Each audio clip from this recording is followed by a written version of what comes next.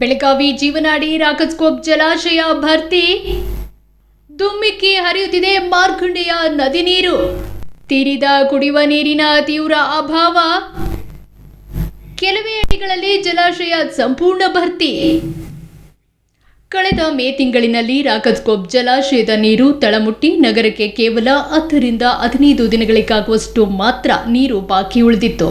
ಇದರಿಂದಾಗಿ ದಿನಕ್ಕೆ ಸುಮಾರು 130 ರಿಂದ 135 ದಶಲಕ್ಷ ಲೀಟರ್ ನೀರಿನ ಅಗತ್ಯವಿರುವ ಬೆಳಗಾವಿ ನಗರದಲ್ಲಿ ತೀವ್ರ ಅಭಾವ ಸೃಷ್ಟಿಯಾಗಿತ್ತು.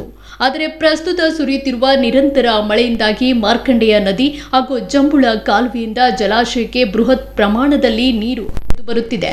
ಜುಲೈ 27ರ ವರದಿಯಂತೆ ಜಲಾಶಯದ ಮಟ್ಟ 2470.3 ಅಡಿ ತಲುಪಿದ್ದು, ಗರಿಷ್ಠ ಮಟ್ಟವಾದ 2477 ಅಡಿ ತಲುಪಲು ಇನ್ನು ಕೇವಲ ಕೆಲವೇ ಅಡಿಗಳಷ್ಟೇ ಬಾಕಿ ಇದೆ.